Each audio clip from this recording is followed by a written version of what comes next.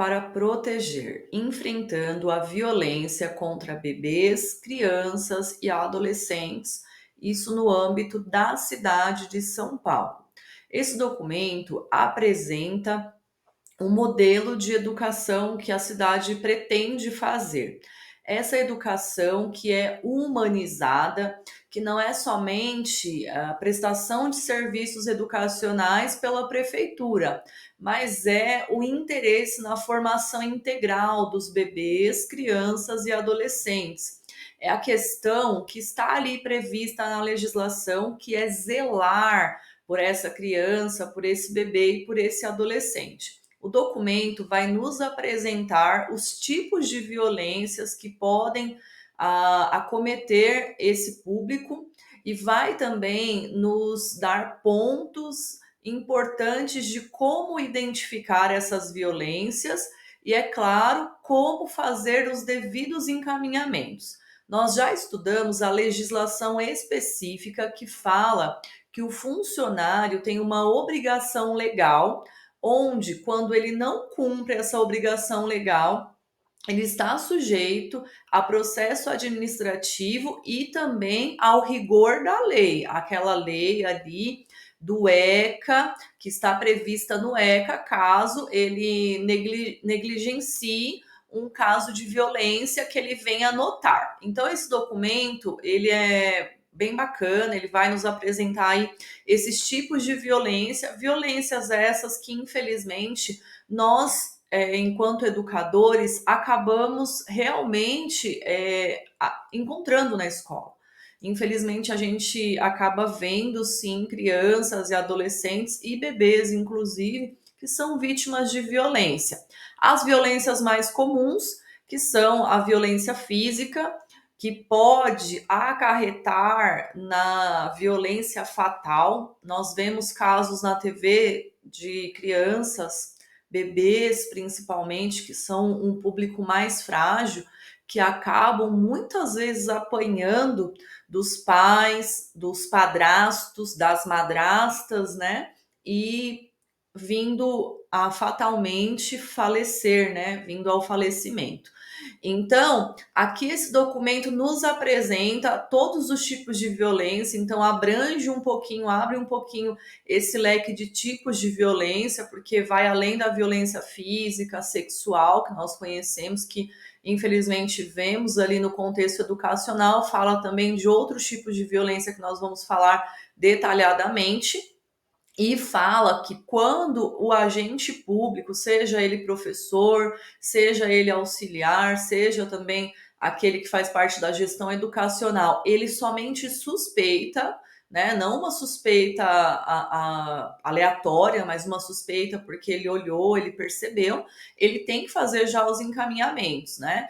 Ele vai falar, claro, com o seu chefe imediato, se foi um professor, um assistente, um inspetor, um funcionário da escola que observou e identificou, suspeitou ali da violência, ele vai falar com o seu chefe imediato, que é o gestor escolar. O gestor escolar vai fazer os encaminhamentos para o conselho tutelar. No caso de haver uma possibilidade da família, por exemplo, poder atacar contra a vida desse funcionário, então o funcionário não vai avisar a família. Se for um outro tipo de caso, que seja um pouco mais brando, apesar de nenhuma violência ser branda, é possível avisar a família. Vamos supor que seja uma violência psicológica. Então, a família não demonstra ser violenta, então esse gestor escolar vai comunicar à família sobre essa suspeita de violência e vai fazer orientações para com a família para, é claro, tentar reverter essa situação para que não venha chegar ali nos meios de justiça, do Conselho Tutelar, ter que acionar a polícia mesmo, né, o Ministério Público, para que venham ser tomadas outras providências. Então, existe também essa possibilidade de intervenção antes mesmo de falar com o Conselho Tutelar, dependendo do tipo de violência que a escola está suspeitando que o bebê, criança ou adolescente está sofrendo.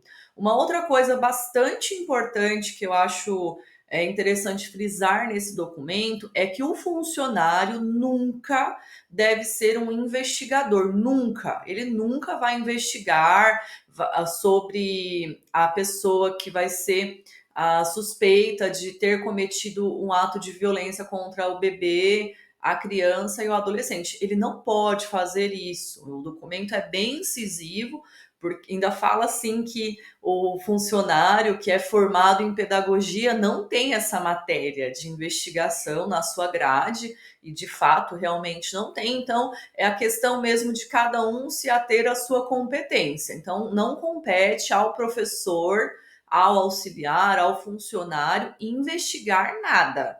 O que ele tem que fazer é o quê? Ele teve suspeita, uma suspeita real, com embasamento de fatos ali, ele viu muitos indícios de violência, ele vai reportar ao seu superior imediato, que vai tomar ali as providências cabíveis. Mas ele não tem que ficar dialogando com a família da criança ou perguntando, vamos supor, no caso de acreditar que a criança sofreu uma violência sexual. Essa criança, seja menino ou menina, porque é um tabu também acreditar que só meninas sofrem violência sexual, ela mora só com a mãe. E aí ela vai, esse professor, ele vai perguntar para a mãe, na hora que a mãe entrega a criança ou na hora que vai buscar a criança, se existe algum homem que esteja ali, né, frequentando a casa daquela mãe, com quem que a criança fica. Isso não é papel do professor. Investigar quem foi o agressor, a pessoa que cometeu violência contra a criança, não é papel do professor. Inclusive, isso coloca ele em risco. Então, se ele tem alguma suspeita, ele tem que reportar ao seu superior. E um tabu também é que os agressores sexuais sejam, por exemplo, só homens. Mulheres também podem ser agressoras sexuais, infelizmente.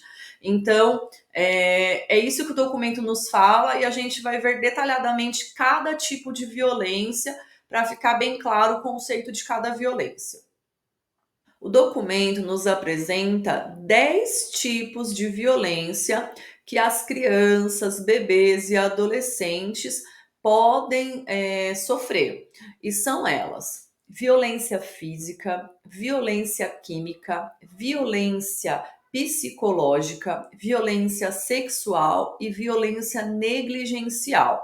Antes de falar as outras 5, eu quero dar um destaque para essas 5 primeiras, pois elas podem acontecer no contexto familiar devido às forças que interagem dentro dessa família.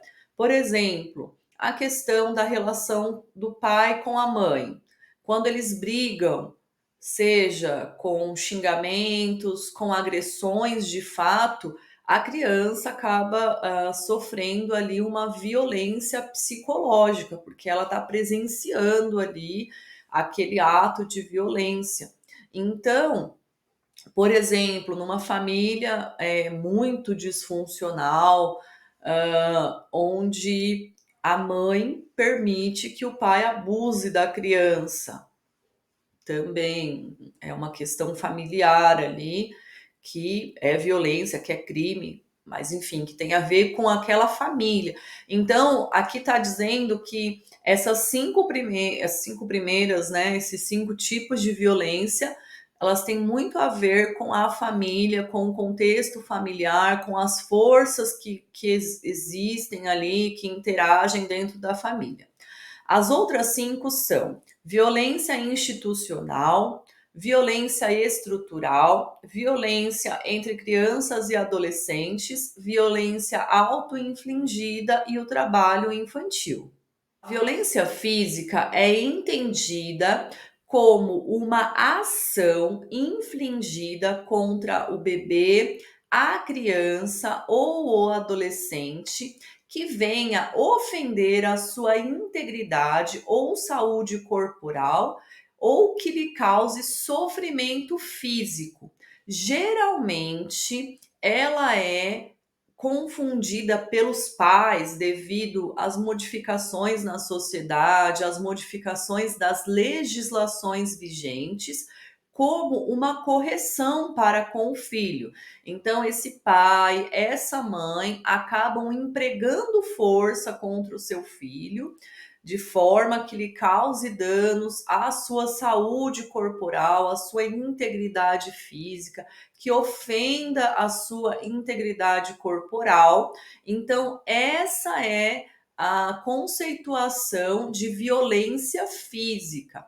É muito importante, como eu já falei, que a escola fique atenta a esse tipo de violência. Nós temos casos aí, infelizmente, como o caso da Isabela Nardoni, que acabou sendo vítima ali de uma violência que talvez não foi percebida por ninguém, pela escola, porque ela não morava com o pai, ela foi visitar o pai, e ali o pai e a madrasta acabaram matando a menina. Então, as violências, principalmente a violência física e às vezes a violência sexual também para encobrir o crime, elas acabam com a morte, porque essa violência ela é empregada com determinada força em algum momento, aí num segundo momento aplica-se mais força por meio do agressor e num terceiro momento mais força até o momento que pode realmente chegar ao momento de uma fatalidade, da falência ali do bebê, da criança ou do adolescente. Então, é importante que os professores e a escola fiquem atentos a esse tipo de violência que é muito comum. Violência química. A violência química cometida contra bebês, crianças e adolescentes, seja muitas vezes por parte do responsável legal ou não, que administre substâncias psicoativas ou medicamentosas com o intuito de dominar, subjugar, inibir, conter, controlar, menosprezar ou ainda trazer à vítima a culpa pela intolerância do agressor da presença daquela criança, bebê ou adolescente, muitas vezes por atitudes próprias da sua faixa etária. A criança fala demais, a criança corre demais, a criança é agitada demais e por isso eu administrei um remédio para ela ficar mais quieta. Geralmente é isso. Existe também uma outra questão que é a questão de administrar medicamentos para que outras violências sejam cometidas, por exemplo, a violência sexual.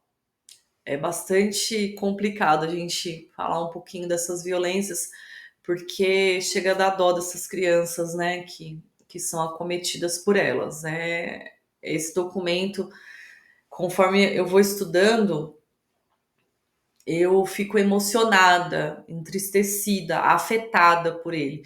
E as pessoas que escreveram ele falam isso também, que enquanto eles estavam elaborando o documento, eles foram muito afetados emocionalmente. E ao lê-lo, é a mesma coisa. É isso que eu sinto. É muito difícil saber que tantas crianças elas são vítimas de tantas violências por serem quem elas são. E a violência química, ela é essa. E uma outra coisa importante, a administração de medicamentos por mais de 30 a 36 meses podem causar danos neurológicos permanentes nas crianças. Então, essa violência química pode trazer um dano permanente para a criança. Mesmo que não seja a administração de um remédio para cometer outros crimes contra a criança, esses responsáveis podem estar comprometendo a vida dos seus bebês, crianças e adolescentes de forma permanente. Então, ela é muito séria. A violência psicológica consiste em qualquer conduta que envolva discriminação, depreciação ou desrespeito em relação ao bebê, à criança e ao adolescente, mediante ameaça, constrangimento, humilhação, manipulação, isolamento, agressão verbal e xingamento, ridicularização, indiferença, exploração ou intimidação sistemática, que seria o bullying. E também é considerado como violência psicológica presenciar um crime, um ato de violência contra os seus responsáveis. Então, tudo isso está aí dentro dessa gama de violência psicológica, porque presenciar ou ser vítima de tais violências, ameaça, humilhação e xingamento, trazem danos psicológicos para crianças, para bebês e adolescentes também, mesmo os bebês que não falam, que não compreendem o mundo da mesma maneira que uma criança maior ou que um adolescente, ao presenciar ato de grande violência, ele vai perceber, isso é muito nítido, as crianças elas percebem, elas entendem que aquilo é um ato de violência. Quando a criança, o bebê, por exemplo, ele é xingado, ele é maltratado, ele também percebe pelo tom de voz. Ou, por exemplo, um bebê que é isolado no berço, ele também está sentindo que ali é um ato de violência, porque ele não está recebendo o cuidado necessário para ele. Então, tudo isso são violências psicológicas, todos esses exemplos são exemplos de violências psicológicas contra bebês, crianças e adolescentes. Então, vou deixar só um adendo para você, professor que está estudando agora, que você pense nos tipos de violência psicológicas que o bebê pode receber dentro de casa. Aqui já deixamos o exemplo do isolamento dele no berço, chorando, por exemplo. Não ele dormindo, brincando, mas ele chorando. Isso é um tipo de violência. Então, reflita um pouquinho sobre esse contexto, principalmente do bebê, que é um pouco mais difícil de compreender, sobre como seriam os tipos de violência psicológica contra o bebê. A violência sexual é entendida como qualquer conduta que venha constranger ou induzir um bebê, uma criança ou um adolescente a praticar a conjunção carnal ou ato libidinoso, ou também a olhar esse tipo de atividade, seja de forma presencial ou online, ou também a exposição do corpo por meio de fotos ou vídeos para a própria pessoa que está filmando ou para terceiros.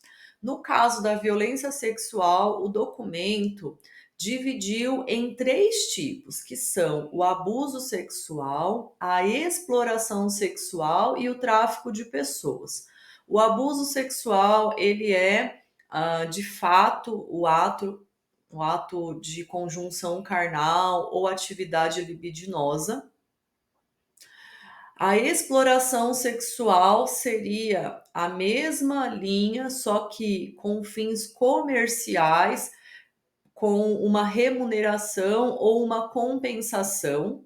O tráfico de pessoas seria o transporte, o alojamento de pessoas dentro do território nacional ou fora dele também, com o objetivo de exploração sexual. É importante que você, professor, fique atento aos sinais que as crianças elas demonstram. Existem sinais diferentes que as crianças meninas demonstram, crianças, bebês ou adolescentes, que os meninos demonstram e que as crianças portadoras não, desculpe. O termo correto é pessoas com deficiência também, os estudantes com deficiência também, eles podem apresentar.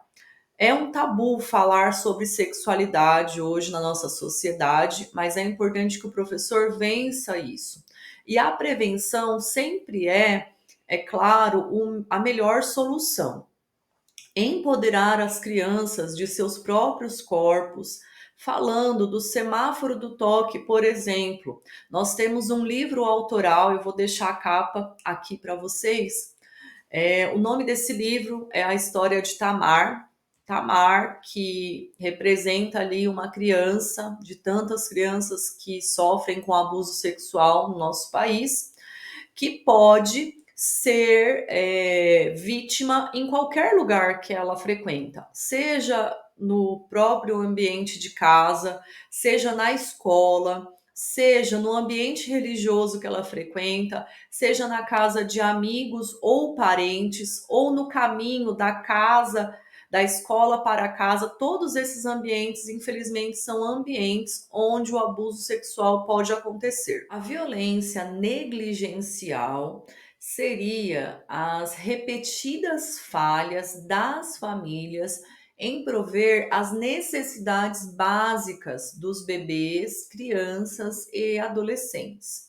Seria a falta de prover as necessidades físicas, as necessidades de saúde, educacionais e de higiene, principalmente na educação infantil, onde a avaliação não tem o fim de promover as crianças para o próximo ciclo, próxima etapa. Nós percebemos a negligência principalmente nas áreas físicas, saúde e também de higiene principalmente. Nós muitas vezes acolhemos as crianças que não vêm com roupas limpas, com roupas adequadas, que não tomam banho, mesmo recebendo o uniforme da escola. Isso acontece.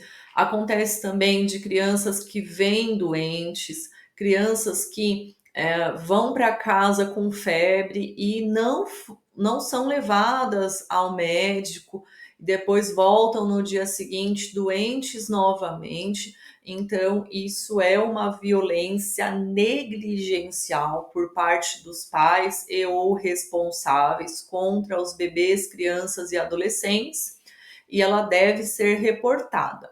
Mas aqui, deixando um adendo, é importante que você não confunda a violência negligencial com a violência estrutural da família. Existem famílias que não têm estrutura para prover as suas próprias necessidades. Por exemplo, um aluno que vive numa condição de rua. Nós temos essa realidade na cidade de São Paulo. Alunos que vivem em condição de rua com as suas famílias e não tem água encanada, por exemplo. Esse aluno provavelmente vai chegar na escola sem estar higienizado. Então é importante que a escola perceba essa diferença e, se o caso for uma violência estrutural da própria família, aí você tem que reportar da mesma maneira para o seu superior responsável, o gestor escolar, e aí o gestor vai chamar a família e vai fazer ali aquele trabalho de intersetorial, né, intersecretarias, onde vai acionar ali a assistência social, que vai estar acompanhando essa família e dando o suporte que a ela lhe cabe, para ajudar essa família a prover as necessidades desse bebê, dessa criança e do adolescente. A violência institucional é o ato cometido por funcionários dentro das instituições públicas e privadas. Existe também a questão da revitimização. O que seria a revitimização? É fazer com que a vítima reviva a situação de agressão que ela sofreu, de violência que ela sofreu, seja ela qual for. Quando a criança, ela conta, ela revela o que aconteceu, aí um outro funcionário pede para ela contar, aí um terceiro funcionário pede para ela contar, um quarto, quinto, sexto, e aí essa vítima, ela tem que reviver essa situação diversas vezes. Então, isso também é caracterizado como violência institucional, além é claro, das questões de negligência para com bebês, crianças e adolescentes, isolamentos, xingamentos. Todas essas situações são exemplos de violência institucional acontecendo dentro das instituições. Existe também a questão da violência curricular, que é não prover o acesso ao currículo para todos os estudantes, que seria contra a política de educação inclusiva, na perspectiva da educação inclusiva paulistana, por exemplo. Existe a questão de São Paulo desejar uma escola que seja justa, que venha promover justiça social, equidade social. E para que isso aconteça, é necessário que o currículo seja acessível também. Por exemplo, prover material para a realização de um trabalho para um aluno é uma ação para que a violência curricular não aconteça. Um professor, ele passou um trabalho da família. As famílias têm que trazer ali uma representação própria da sua comunidade, dos seus familiares. E alguns, o professor deixa livre, ó, você pode trazer uma foto, você pode trazer um desenho, mas eu quero que seja num papel, uma cartolina, porque a gente vai pendurar ele pela escola e é necessário que seja numa cartolina. Tá bom. Para que isso aconteça, o professor observa que a sala ela é uma sala heterogênea e existem alunos que vão conseguir trazer a foto, vão conseguir trazer o desenho num papel cartolina, mas existem alunos que não têm condições para trazer esse trabalho. Então, para promover o acesso ao currículo, o professor ele vai até a papelaria da escola, existe lá um almoxarifado e tem material, e ela vai, pega esse material e entrega para todos os alunos que quiserem. Olha, todos os alunos que quiserem a cartolina para levar para casa, pega comigo. E ela entrega. Assim, ela não expõe a criança, que ela sabe que não vai ter o acesso, não vai ter aquele material, e ela também faz essa questão de prover a necessidade dele e fazer com que o currículo seja acessível para ele naquela situação de aprendizagem. A violência estrutural é entendida como a restrição ao acesso aos direitos básicos que nós necessitamos para a vida em sociedade, das estruturas dos sistemas econômico, social e político. Então, essa violência estrutural, ela faz com que a criança, o bebê e o adolescente sejam vulneráveis, inclusive à morte. Por exemplo, uma criança, um bebê ou um adolescente que mora num lugar onde não há água encanada, onde não há segurança, onde falta energia elétrica.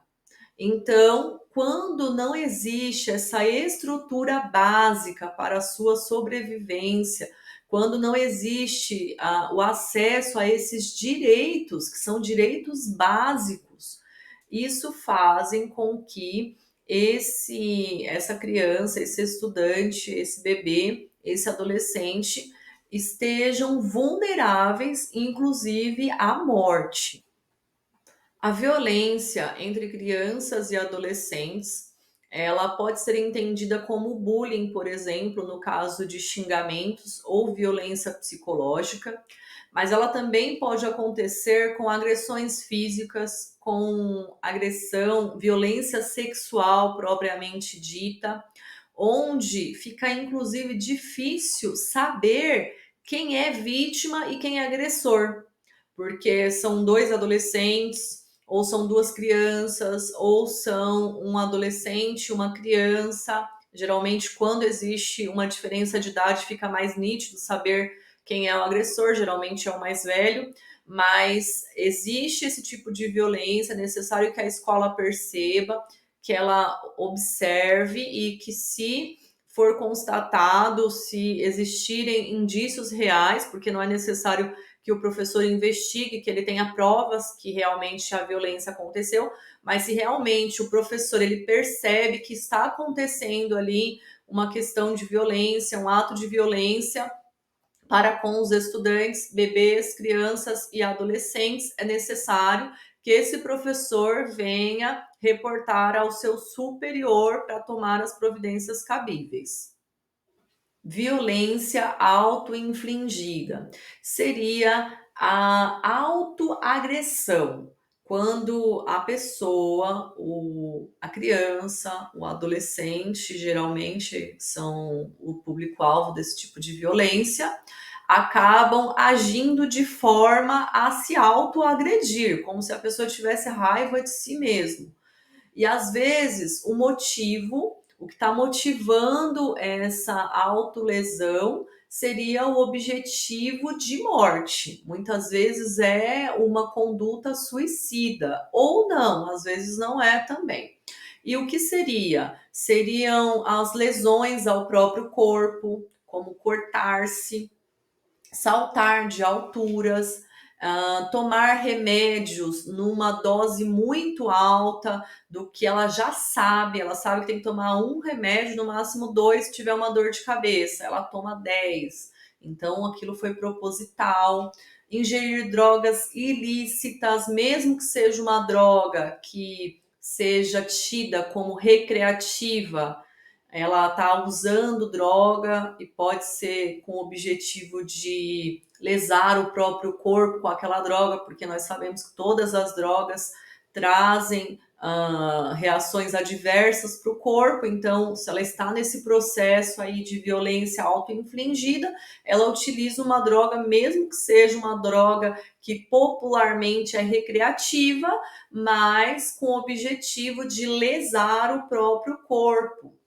Também os atos de provocar a própria queda, sufocamento, engasgos, submeter-se a horas excessivas de privação de sono, realizar exercícios de forma exagerada, expor-se a práticas alimentares perigosas, praticar jogos e brincadeiras que colocam em risco sua integridade física, moral e psíquica. Então, todas essas ações podem ser caracterizadas como a violência auto-infligida. Existe uma questão importante aqui que eu gostaria de salientar. As crianças que sofrem abuso sexual muitas vezes acabam praticando a violência auto-infligida, porque elas se sentem culpadas, elas têm nojo do próprio corpo. Então, isso infelizmente é muito recorrente em crianças e adolescentes que sofrem abuso sexual.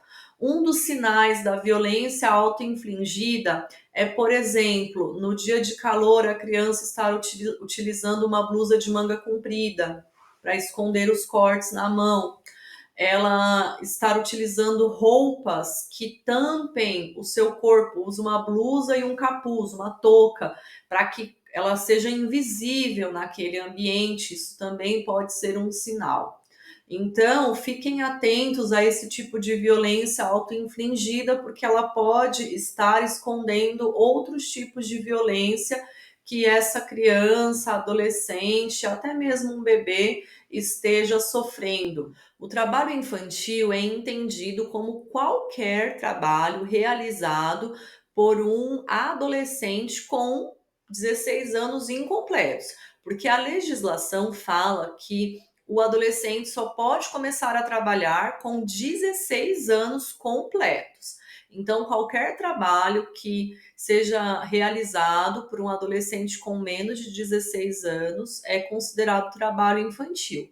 Só existe uma ressalva quando esse adolescente está trabalhando na condição de aprendiz, porque o aprendiz pode ser aquele adolescente que tem 14 anos completos. Então, se ele tem 14 anos, está ali registrado, tem um contrato como aprendiz, porque isso vai ajudar na formação dele, então ele tem essa licença sim para atuar como aprendiz. Agora, o que é interessante a gente observar, o trabalho infantil, ele também é caracterizado pelo trabalho doméstico. Por exemplo, se a criança ou adolescente ele está realizando trabalhos domésticos que coloquem em risco a própria vida, que sejam colocadas em horário noturno, que façam com que essa criança e adolescente não possam frequentar a escola. Isso também é caracterizado como violência do trabalho infantil. Existem alguns termos aqui que eu quero tratar com você, que são o trabalho doméstico, que não pode ser realizado em locais prejudiciais à sua formação, ao desenvolvimento físico, psíquico, moral e social em horários que não permitam a frequência na escola. Já falei essa parte. E caracteriza-se como trabalho infantil, inclusive o doméstico, a atividade insalubre ou perigosa que exponha a criança ou o adolescente a esforços físicos intensos, a longas jornadas de trabalho, ao trabalho noturno, ao calor, à exposição ao fogo, a posições anti-ergonômicas, se ele precisa ficar numa posição corporal estranha, que venha a atrapalhar, porque isso vai atrapalhar o seu desenvolvimento físico, já que ele está em formação ainda, uma criança e um adolescente. Movimentos repetitivos, então trabalhar na linha de produção como aprendiz não dá. Ou trabalhar de outra maneira com 16 anos também não poderia, né? Movimentos repetitivos, ao tracionamento da coluna vertebral. Então, essa posição de ficar abaixando e levantando a coluna, né, também não podem para criança e adolescente. E a sobrecarga muscular. Então, só definindo aqui, criança não pode trabalhar, adolescente pode trabalhar na condição de aprendiz a partir dos 14 anos e pode trabalhar formalmente com 16 anos completos, mas nenhum desses trabalhos pode ser excessivo, que venha causar danos para o seu desenvolvimento físico, social e psíquico. A revelação. A revelação ela pode acontecer na escola de forma espontânea por meio dos estudantes para com os agentes públicos ali envolvidos, seja ele professor ou outro funcionário. Quando isso acontece, é necessário que o funcionário acolha aquela criança. Primeira coisa, que ela não fique preocupada com o agressor, mas ela se preocupe com a vítima, porque a vítima é o principal. Se existe um caso em que a vítima possa sofrer risco de morte, ela corre risco de morte em voltar para casa depois da revelação, é necessário que a gestão que foi ali avisada pelo agente que recebeu a denúncia, a revelação por meio do estudante, ela fale com o conselho tutelar, inclusive isso, que a criança não pode voltar para casa, o adolescente, o bebê não pode voltar para casa porque ele está correndo risco de morte, de ser agredido, violentado novamente. E o conselho tutelar vai tomar as medidas cabíveis e não vai mandar a criança para casa novamente. Então é necessário que esse agente que recebeu aquele relato espontâneo, ele acolha a criança, ele faça o mínimo de perguntas possíveis, deixe a criança falar para que ele não venha interferir na fala da criança, não venha induzir nenhuma fala e principalmente que ele venha acolher verdadeiramente, né, aquela criança, aquela vítima de violência, principalmente os casos de violência sexual que são muito recorrentes e que a criança ela está muito fragilizada, o adolescente, porque ele está subjugado. Então, é importante que a escola tenha esse olhar para essa criança e tome as medidas cabíveis. Vou deixar o resumo para vocês, é um tema um pouco extenso, mas é importante que a gente venha estudar. Vou deixar o resumo para vocês aqui embaixo, para você ler também.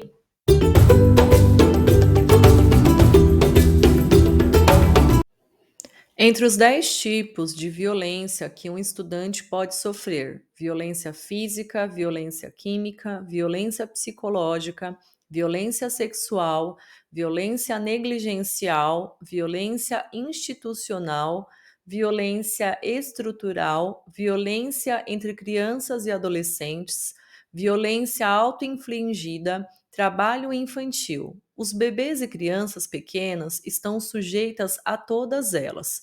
Contudo, ao conhecê-las, observa-se que entre elas dois tipos podem ser retiradas do contexto, e são elas: A.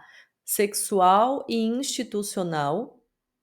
B. Auto-infligida e estrutural. C. Psicológica e negligencial. D. Trabalho infantil e auto-infligida. E. Física e química.